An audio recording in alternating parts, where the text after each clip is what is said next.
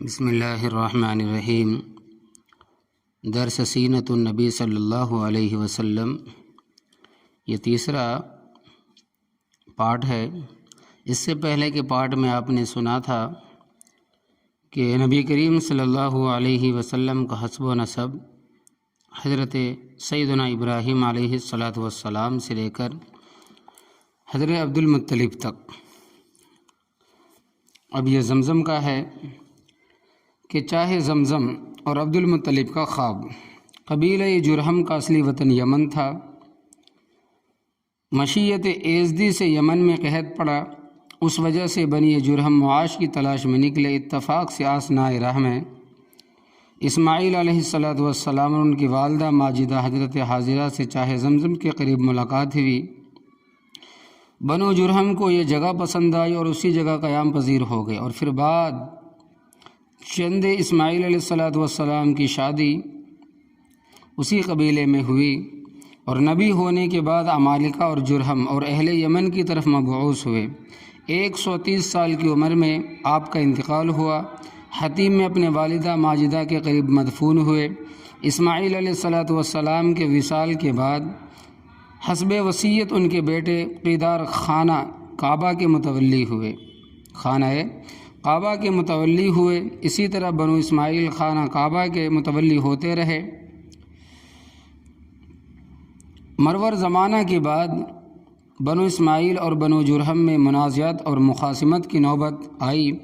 بالآخر بنی جرہم غالب آ گئے اور مکہ میں جرہم کی حکومت ہو گئی۔ چند روز کے بعد جرہم کے حکام لوگوں پر ظلم و ستم ڈھانے لگے، یہاں تک کہ ظلم کیا کہ اولاد اسماعیل مکہ کے اطراف و جوانب میں آباد ہو گئی۔ جرہم کا جب ظلم و ستم، فسق و فجور اور بیت اللہ کی بے حرمتی حد سے گزر گئی تو ہر طرف سے قبائل عرب مقابلے کے لیے کھڑے ہو گئے۔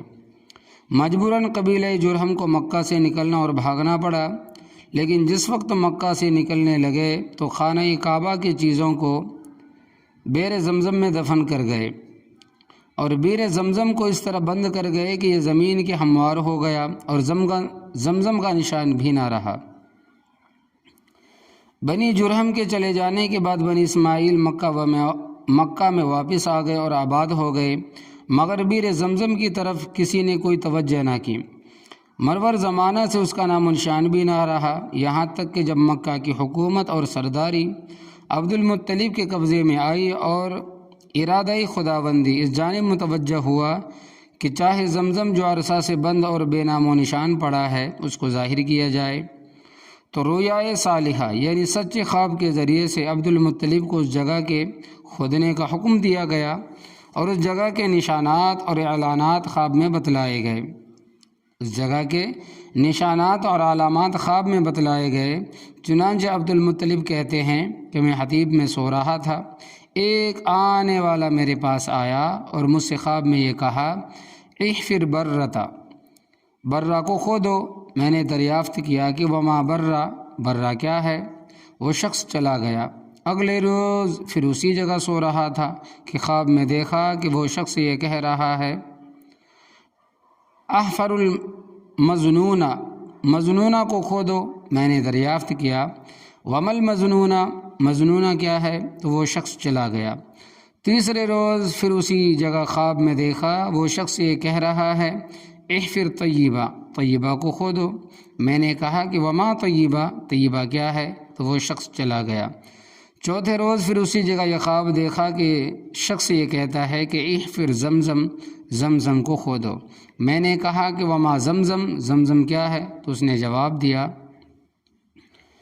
لا تنزف ابدا ولا تزم تسقل حجیج العظم، حجیج العظم، وہ پانی کا ایک کنواں ہے جس کا پانی نہ کبھی ٹوٹتا ہے اور نہ کبھی کم ہوتا ہے، بے شمار حجاج کو سیراب کرتا ہے۔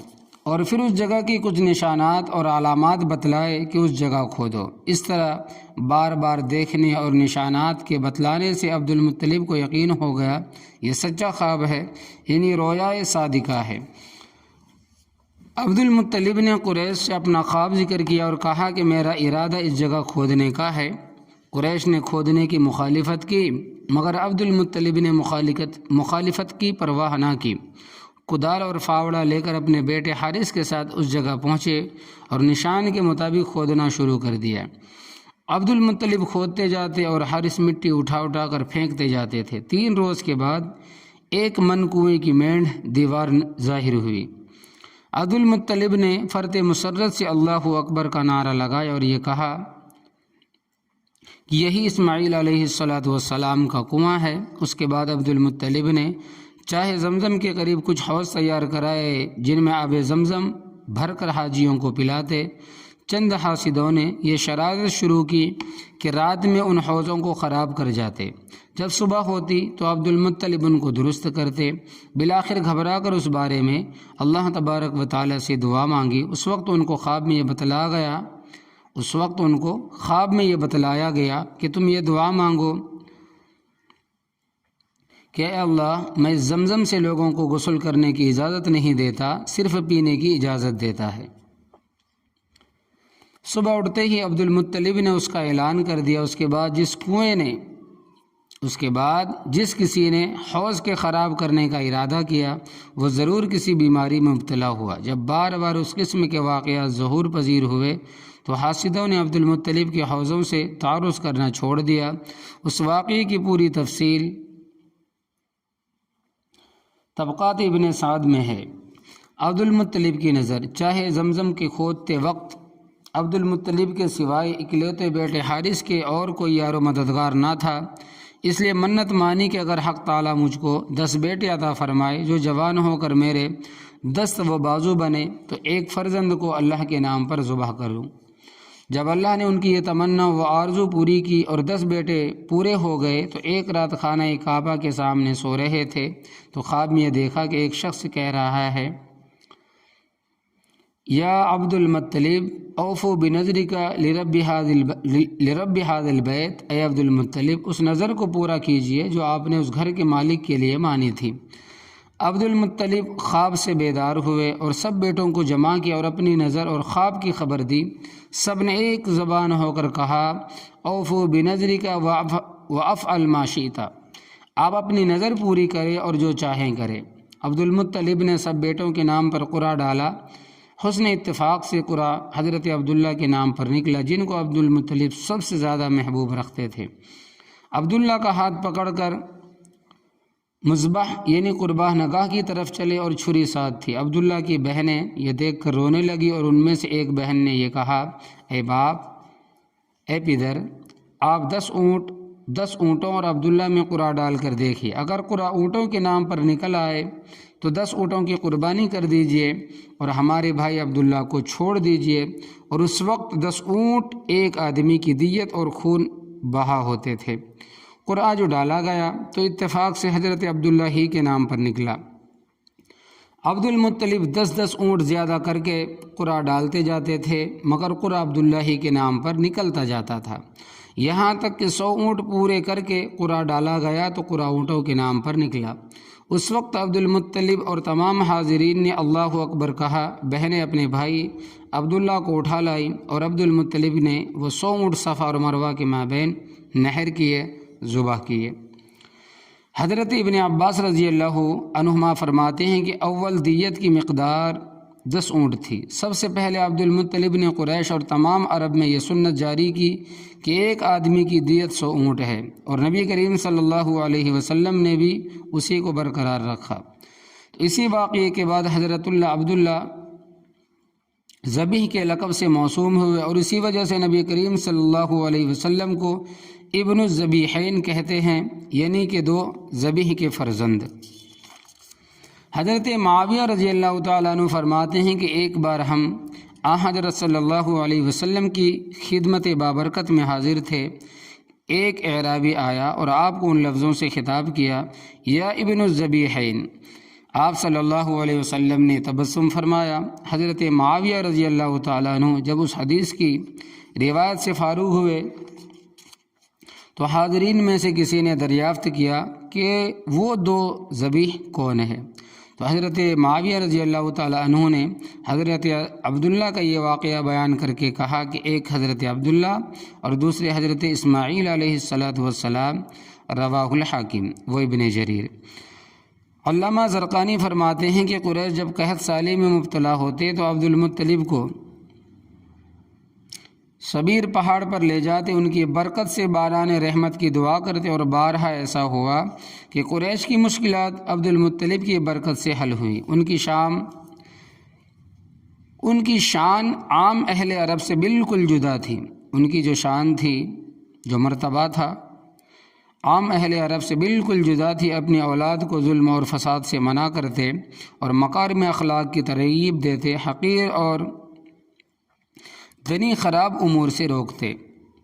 عبد المطلب نظر کے پورا کرنے کی تاکید فرماتے اور محارم میں مثلاً بہن اور پھوپھی اور خالہ وغیرہ سے نکاح کرنے کو منع کرتے، شراب اور زنا اور لڑکیوں کو زندہ درگور کرنے سے اور بیت اللہ کا برہنہ طواف کرنے سے لوگوں کو روکتے، چوروں کے ہاتھ کاٹنے کا حکم دیتے۔ اور یہ وہ امور ہیں کہ قرآن حدیث میں جن کی تصدیق اور تاکید عقید مذکور ہے۔ چنانچہ سیرت حلبیہ میں ابن جوزی سے منقول ہے کہ عبد المطلب سے جو امور منقول ہے ان میں سے اکثر کا قرآن و حدیث میں حکم آیا ہے، مثلاً نظر کا پورا کرنا، نکاح محارم کی حرمت، چور کا ہاتھ کاٹنا، لڑکیوں کے زندہ درگور کرنے کی ممانعت، شراب اور زنا کی حرمت، بیت اللہ کا برہنہ طواف کرنے کی ممانعت۔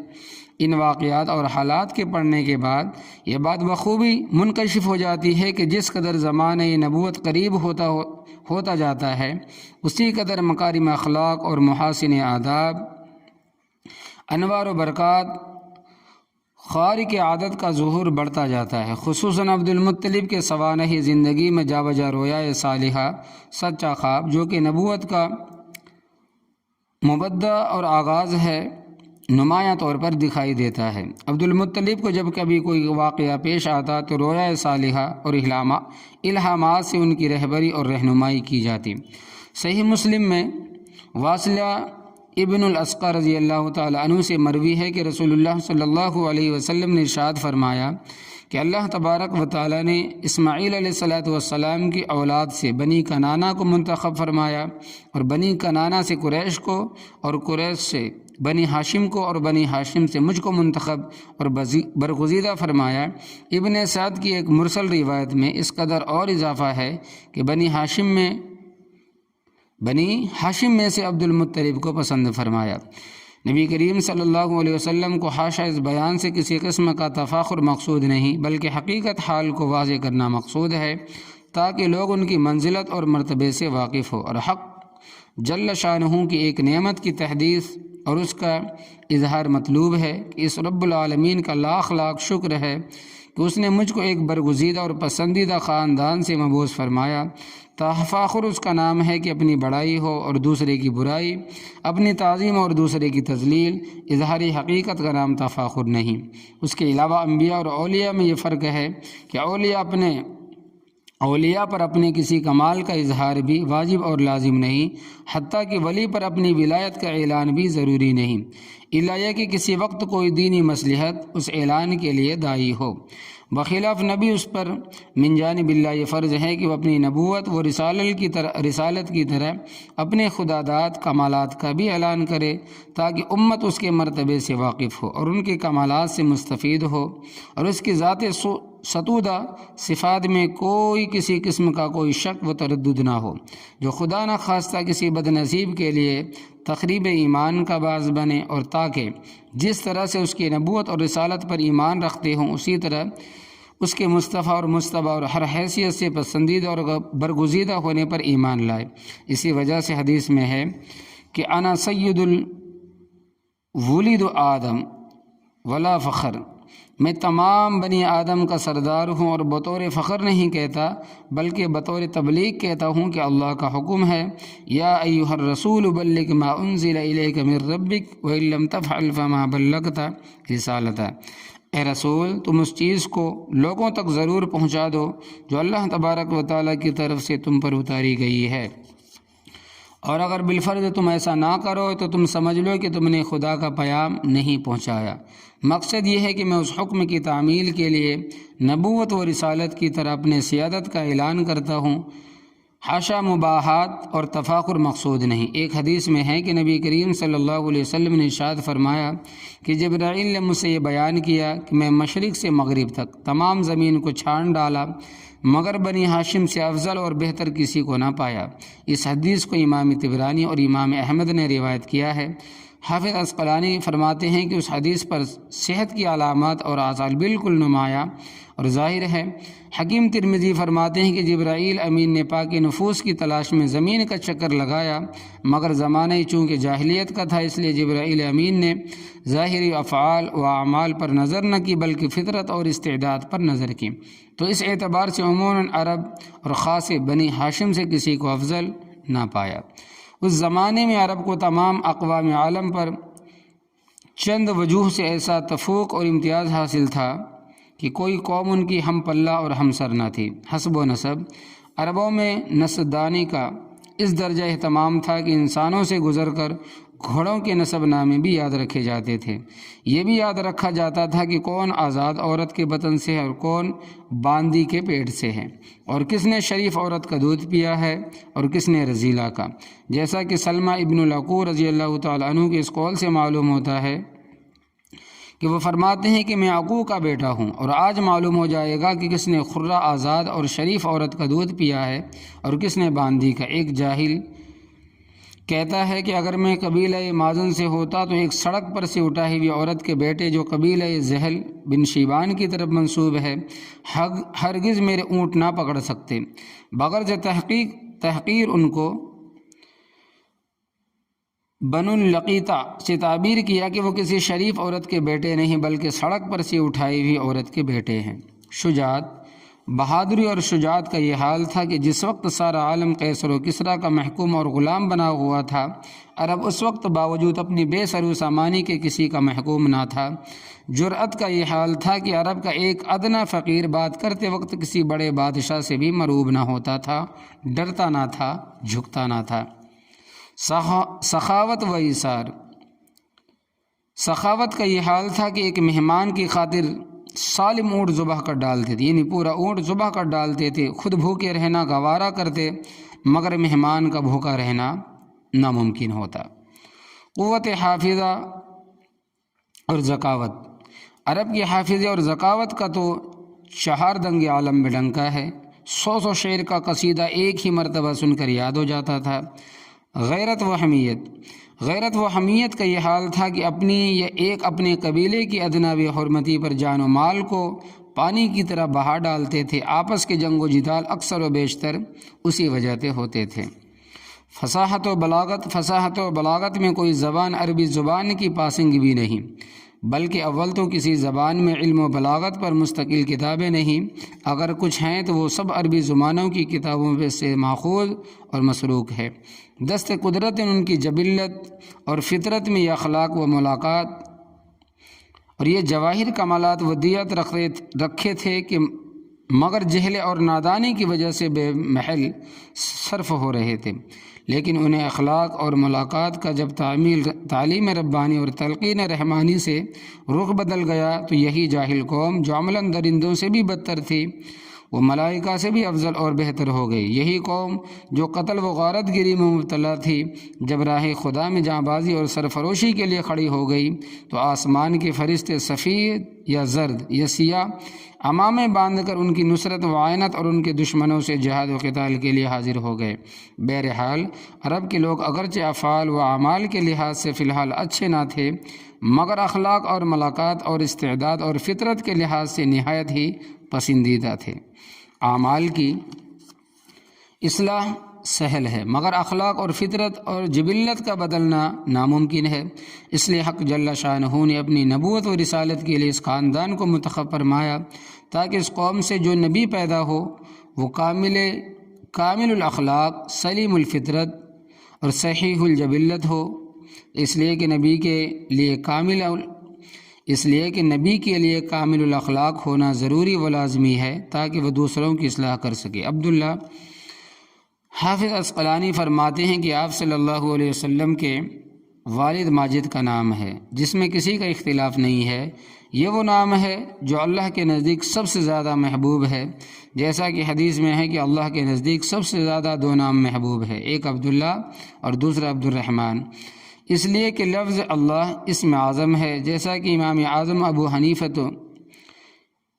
النعمان رحمہ اللہ سے منقول ہے کہ جس کو امام طحاوی نے مشکل الآثار میں اپنی سند سے بیان کیا ہے، تمام اسماء حسنہ اسم جلالہ کے تابع ہے۔ اسم اللہ کے بعد اسم رحمان کا مرتبہ معلوم ہوتا ہے، جیسا کہ حق جل شانہ کا ارشاد اس طرف مشیر ہے، قُلِ ادْعُوا اللَّهَ أَوِ ادْعُوا الرَّحْمَٰنَ، آپ کہہ دیجئے کہ اللہ کو پکارو یا رحمان کو۔ اس وجہ سے یہ دو نام سب سے زیادہ محبوب ہوئے۔ اول عبداللہ اسم اعظم کی طرف مضاف ہے اور دوسرا عبد الرحمن جو اسم رحمان کی طرف مضاف ہے، جس کا مرتبہ اس اسم اعظم کے بعد ہے۔ عجب نہیں کہ حضرت عبداللہ کی ولادت کے وقت عبد المطلب کے دل میں خاص طور پر من جانب اللہ یہ القاء کیا گیا ہو کہ اس فرزندان ارجمند کا نام ایسا رکھو جو اللہ کے نزدیک سب سے زیادہ محبوب ہے۔ حضرت عبداللہ کا حضرت آمنہ سے نکاح۔ عبد المطلب جب عبداللہ کے فدیہ سے فارغ ہوئے تو شادی کی فکر دامنگیر ہوئی۔ قبیلہ بنی زہرہ جو شرافت نسبی میں ممتاز تھا، اس میں وہب ابن مناف کی صاحبزادی سے جن کا نام آمنہ تھا اور اپنے چچا وہیب بن عبد مناف کی زیر تربیت تھی، ان سے حضرت عبداللہ کے نکاح کا پیغام دیا، اور خود وہیب حضرت آمنہ کے چچا کی صاحبزادی جن کا نام حالہ تھا، ان سے عبد المطلب نے خود اپنے نکاح کا پیام دیا۔ ایک ہی مجلس میں دونوں نکاح پڑھے گئے، باپ کا بھی بیٹے کا بھی۔ حضرت حمزہ رضی اللہ تعالیٰ عنہ انہی کے بطن سے ہے، جو رشتے میں چچا بھی ہے اور رضائی بھائی بھی ہے۔ حضرت ابن عباس رضی اللہ تعالیٰ عنہما فرماتے ہیں کہ جب عبد المطلب اپنے فرزند عبداللہ کو نکاح کے لیے لے کر چلے تو راستے میں ایک یہودی عورت پر گزر ہوا جس کا نام فاطمہ بنت مرہ تھا اور توریت و انجیل وغیرہ سے بخوبی واقف تھی۔ حضرت عبداللہ کے چہرے میں نور نبوت دیکھ کر اپنی طرف بلایا اور کہا، میں تجھ کو 100 اونٹ نظر کروں گی۔ حضرت عبداللہ نے جواب میں یہ کہا، حرام کے ارتکاب سے موت آسان ہے اور ایسا فعل بالکل حلال نہیں جس کو معرض ظہور میں لا سکوں۔ جس ناجائز امر کی تو طلبگار ہے وہ مجھ سے کیسے ممکن ہے کہ کریم النفس آدمی تو اپنی آبرو اور اپنے دین کی پوری حمایت اور حفاظت کرتا ہے۔ حضرت عبداللہ جب حضرت آمنہ سے نکاح کر کے واپس ہوئے تو واپسی میں پھر اسی عورت پر گزر ہوا تو اس نے دریافت کیا کہ عبداللہ تم یہاں سے جانے کے بعد کہاں رہے؟ حضرت عبداللہ نے کہا کہ میں نے اس عرصے میں وہب ابن مناف کی صاحبزادی آمنہ سے نکاح کیا اور نکاح کے بعد 3 روز وہاں قیام کیا۔ اس یہودی عورت نے سن کر یہ کہا کہ واللہ میں کوئی بدکار عورت نہیں، تمہارے چہرے میں نور نبوت کو دیکھ کر یہ چاہا تھا کہ یہ نور میری طرف منتقل ہو جائے، لیکن اللہ نے جہاں چاہا وہاں اس نور کو ودیعیت رکھا۔ یہ روایت دلائل ابی نعیم میں 4 طریقوں سے اور طبقات ابن سعد میں 3 طریقوں سے مذکور ہے، جس کے بعد راوی ضعیف بھی ہے، لیکن جو روایت اس قدر مختلف طریقوں سے مروی ہو بالفرض اس روایت کی ہر سند کا ہر راوی بھی فرداً ضعیف ہو تب بھی محدثین کے نزدیک مقبول ہے۔ مختلف طریقوں سے مروی ہونے کی وجہ سے حسن لغیرہ کے درجے تک پہنچ جاتی ہے، یعنی قبولیت تک پہنچ جاتی ہے، جائے کہ جس روایت کے صرف بعض راوی ضعیف ہو اور روایت مختلف طریقوں سے مروی ہو تو اس کے مقبول اور معتبر ہونے میں کیا تردد ہو سکتا ہے کہ اور یہ روایت تاریخ الطبری میں بھی سند کے ساتھ مذکور ہے، جس کے اکثر راوی بخاری کے راوی ہے۔ حضرت عبداللہ بغرض تجارت قافلے کے ساتھ شام تشریف لے گئے، راستے میں بیماری کی وجہ سے مدینہ منورہ ٹھہر گئے۔ قافلہ جب واپس مکہ پہنچا تو عبد المطلب نے دریافت کیا کہ عبداللہ کہاں رہ گئے؟ قافلے والوں نے کہا کہ بیماری کی وجہ سے اپنی نانحال بنی نجار میں مدینہ ٹھہر گئے۔ عبد المطلب نے فوراً اپنے بڑے فرزند حارث کو مدینہ روانہ کیا۔ مدینہ پہنچ کر معلوم ہوا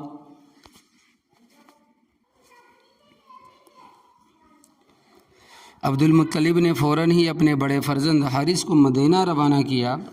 مدینہ پہنچ کر معلوم ہوا کہ حضرت عبداللہ کا انتقال ہو چکا ہے۔ 1 ماہ بیمار رہے اور انتقال کے بعد مدینہ منورہ ہی میں نابا کے مکان میں مدفون ہوئے۔ حارث نے واپس آ کر عبد المطلب اور خویش و اقارب کو اس حادثے فاجعہ کی اطلاع دی، جس سے سب کو سخت صدمہ اور ملال ہوا۔ قیس ابن مخزومہ سے مروی ہے کہ نبی کریم صلی اللہ علیہ وسلم ہنوز بطن مادری میں تھے کہ حضرت عبداللہ کا انتقال ہو گیا۔ وفات کے وقت حضرت عبداللہ کی عمر علی الاختلاف اقوال 25، 30 یا 35 یا 28 یا 18 سال کی تھی۔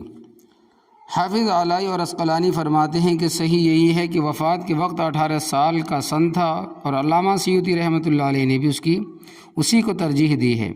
انتقال کے وقت عبداللہ نے 5 اونٹ اور چند بکریاں اور 1 باندی جن کی کنیت ام ایمن اور نام برکت تھا، یہ چیزیں ترکے میں چھوڑی۔ واقعہ اصحاب فیل۔ حضور پرنور صلی اللہ علیہ وسلم کی ولادت سے 50 یا 55 روز قبل اصحاب فیل کا واقعہ پیش آیا، جو سیرت اور تاریخ میں معروف اور مشہور ہے، اور قرآن کریم میں اس کے بارے میں خاص صورت نازل ہوئی۔ مفصل قصہ کتب تفاسیر میں مذکور ہے۔ مختصر یہ ہے کہ نجاشی شاہ حبشہ کی جانب سے یمن کا حاکم ابرہہ نامی، جب اس نے یہ دیکھا کہ تمام عرب کے لوگ حج بیت اللہ کے لیے مکہ مکرمہ جاتے ہیں اور خانہ کعبہ کا طواف کرتے ہیں، تو اس نے یہ چاہا کہ عیسائی مذہب کے نام پر ایک عالیشان عمارت بناؤں جو نہایت مکلف اور مرصع ہو، تاکہ عرب کے لوگ سادہ کعبے کو چھوڑ کر اس مصنوعی پرتکلف کعبے کا طواف کرنے لگے۔ چنانچہ یمن کے دارالسلطنت مقام صنعاء میں ایک نہایت خوبصورت گرجا بنوایا۔ عرب میں جب یہ خبر مشہور ہوئی تو قبیلہ کنانہ کا کوئی آدمی وہاں آیا اور پاخانہ کر کے بھاگ گیا۔ یہ ابن عباس رضی اللہ عنہما سے منقول ہے، اور بعض کہتے ہیں کہ عرب کے نوجوان نے اس کے قرب و جوار میں آگ جلائی ہوئی تھی، ہوا سے اڑ کر اس گرجا گھر میں لگ گئی اور گرجا جل کر خاک ہو گیا۔ ابرہہ نے غصے میں آ کر قسم کھائی کہ خانہ کعبہ کو منہدم اور مسمار کر کے ہی سانس لوں گا۔ اسی ارادے سے مکہ پر فوج کشی کی۔ راستے میں جس عرب کے قبیلے نے مزاحمت کی اس کو تحقیق کیا، یہاں تک کہ مکہ مکرمہ پہنچا۔ لشکر اور ہاتھی بھی ہمراہ تھے۔ اطراف مکہ میں اہل مکہ کے مویشی چرتے تھے۔ ابرہہ کے لشکر نے وہ مویشی پکڑے جن میں 200 اونٹ حضور صلی اللہ علیہ وسلم کے جد امجد عبد المطلب کے بھی تھے۔ اس وقت قریش کے سردار اور خانہ کعبہ کے متولی عبد المطلب تھے۔ جب ان کو ابرہہ کی خبر ہوئی تو قریش کو جمع کر کے کہا کہ گھبراؤ مت، مکہ کو خالی کر دو۔ خانہ کعبہ کو کوئی منہدم نہیں کر سکتا، یہ اللہ کا گھر ہے، وہ خود اس کی حفاظت کرے گا۔ بعد ازاں عبد المطلب چند رؤسائے قریش کو لے کر ابرہہ سے ملنے گئے۔ اندر اطلاع کرائی۔ ابرہہ نے عبد المطلب کا نہایت شاندار استقبال کیا۔ حق جل شانہ نے عبد المطلب کو بے مثال حسن و جمال، عجیب عظمت و ہیبت اور وقار و دبدبہ عطا فرمایا تھا، جس کو دیکھ کر ہر شخص مرعوب ہو جاتا تھا، عش عش کرتا تھا۔ ابرہہ عبد المطلب کو دیکھ کر مرعوب ہو گیا اور نہایت اکرام و اور احترام کے ساتھ پیش آیا، تو یہ مناسب نہ سمجھا کہ کسی کو اپنے تخت پر اپنے برابر بٹھائے۔ البتہ ان کے اعزاز و اکرام میں یہ کیا کہ خود تخت سے اتر کر فرش پر ان کو اپنے پاس بٹھلایا۔ اثناء گفتگو میں عبد المطلب نے اپنے اونٹوں کی رہائی کا مطالبہ کیا۔ ابرہہ نے متعجب ہو کر کہا، بڑے تعجب کی بات کہ تم نے مجھ سے اپنے اونٹوں کے بارے میں کلام کیا، اور خانہ کعبہ جو تمہارے اور تمہارے آباء و اجداد کا دین اور مذہب ہے، اس کے بارے میں تم نے کوئی حرف نہیں کہا۔ عبد المطلب نے جواب دیا کہ میں اونٹوں کا مالک ہوں، اس لیے میں نے اونٹوں کا سوال کیا ہے، اور کعبے کا خدا مالک ہے، وہ خود اپنے گھر کو بچائے گا۔ ابرہہ نے کچھ خاموشی کے بعد عبد المطلب کے اونٹوں کو واپس کرنے کا حکم دیا۔ عبد المطلب اپنے اونٹ لے کر واپس آ گئے اور قریش کو حکم دیا کہ مکہ خالی کر دیں، اور تمام اونٹوں کو خانہ کعبہ کی نظر کر دیا، اور چند آدمیوں کو اپنے ہمراہ لے کر خانہ کعبہ کے دروازے پر حاضر ہوئے کہ سب گڑ گڑا کر دعائیں مانگی سب نے۔ عبد المطلب نے اس وقت یہ دعا مانگی، اے اللہ، بندہ اپنی جگہ حفاظت کرتا ہے، پس تو اپنے مکان کی حفاظت فرما، اور اہل سلیب اور سلیب کے پرستاروں کے مقابلے میں اپنے اہل کی مدد فرما۔ ان سلیب اور ان کی تدبیر تیری تدبیر پر کبھی غالب نہیں آ سکتی۔ لشکر اور ہاتھی چڑھا کر لائے ہیں تاکہ تیرے عیال کو قید کریں، تیرے حرم کی بربادی کا قصد کر کے آئے ہیں، ارادہ کر کے آئے ہیں، جہالت کی بنا پر یہ ارادہ کیا ہے، تیری عظمت اور جلال کا خیال نہیں کیا۔ عبد المطلب دعا سے فارغ ہو کر ماں اپنے ہمراہیوں کے پہاڑ پر چڑھ گئے اور ابرہہ اپنا لشکر لے کر خانہ کعبہ کے گرانے کے لیے بڑھا، کعبہ کانہ کو گرانے کے لیے چڑھا۔ یکایک بحکم خداوندی چھوٹے چھوٹے پرندوں کے غول نظر آئے، ہر ایک کی چونچ اور پنجوں میں چھوٹی چھوٹی کنکریاں تھیں جو دفعتاً لشکر پر برسنے لگی۔ خدا کی قدرت سے وہ کنکریاں گولی کا کام دے رہی تھی، سر پر گرتی تھی اور نیچے نکل جاتی تھی۔ سر پر وہ گرتی تھی کنکری، وہ ختم ہو جاتا تھا، جس پر وہ کنکری گرتی تھی وہ ختم ہو جاتا تھا۔ غرض یہ کہ اس طرح ابرہہ کا لشکر تباہ اور برباد ہوا۔ ابرہہ کے بدن پر چیچک کے دانے نمودار ہوئے، جس سے اس کا تمام بدن سڑ گیا اور بدن سے پیپ اور لہو بہنے لگا۔ یکے بعد دیگر ایک ایک عضو اس کا کٹ کٹ کر گرتا جاتا تھا۔ بالآخر اس کا سینہ پھٹا اور دل باہر نکل آیا، اس کا دم آخر ہوا۔ جب سب مر گئے تو اللہ تبارک و تعالی نے ایک سیلاب بھیجا جو سب کو بہا کر دریا میں لے گیا۔ فقطع دابر القوم الذین ظلموا والحمد للہ رب العالمین۔ ارحاس، یہ آسمانی نشانی بنی آخر الزماں کی آمد کا غیبی اشارہ اور غیبی اعلان تھا۔ قریش کی یہ غیبی نصرت اور حمایت فقط اس لیے تھی کہ نبی آخر الزماں جو عن قریب اس عالم میں آنے والے ہیں، یہ ان کا قبیلہ اور کنبہ ہے اور اللہ تبارک و تعالیٰ کے قبلے کی متولی اور محافظ ہے، اس لیے بطور خرق عادت ان کی مدد فرمائی، ورنہ مذہبی حیثیت سے شاہ حبشہ اور شاہ یمن قریش مکہ سے بہتر تھے، اس لیے کہ قریش مشرک اور بت پرست تھے اور اہل یمن اہل حبشہ اہل کتاب اور عیسائی تھے۔ معلوم ہوا کہ قریش کی یہ غیبی نصرت اور بیت اللہ کی فوق العادت حفاظت، یہ سب حضور پرنور صلی اللہ علیہ وسلم کی ولادت باکرامت کی برکت اور بشارت تھی۔ دعوی نبوت کے بعد نبی کریم صلی اللہ علیہ وسلم کے ہاتھ پر جو امر خرق عادت ظاہر ہوا اس کو معجزہ کہتے ہیں۔ جو خوارق نبی کی ولایت کے قریب ظاہر ہو وہ ارحاس کہلاتے ہیں۔ ارحاس کے معنی بنیاد کے ہیں، چونکہ اس قسم کے خوارق نبوت کے مبادہ اور رمقدمات ہوتے ہیں، اس لیے ان کو ارحاس کہتے ہیں۔ ابرہہ کی لشکر کشی اور پھر اس کی تباہی اور بربادی کا یہ واقعہ ماہ محرم الحرام میں پیش آیا، جبکہ حضور صلی اللہ علیہ وسلم کی ولادت باسعادت کا زمانہ بالکل قریب آ چکا تھا۔ اس زمانے میں جو اس قسم کے خوارق ظاہر ہوئے وہ سب آپ کی نبوت کے ارحاسات یعنی علامات نشانات تھے۔ اس واقعے کے 50 یا 55 روز بعد نبی کریم صلی اللہ علیہ وسلم کی ولادت باسعادت ظہور میں آئی۔ تو یہ ہے درس سیرت نبی کریم صلی اللہ علیہ وسلم کے۔ آگے اس کے سلسلہ کڑی اور پارٹ جاری ہے انشاءاللہ۔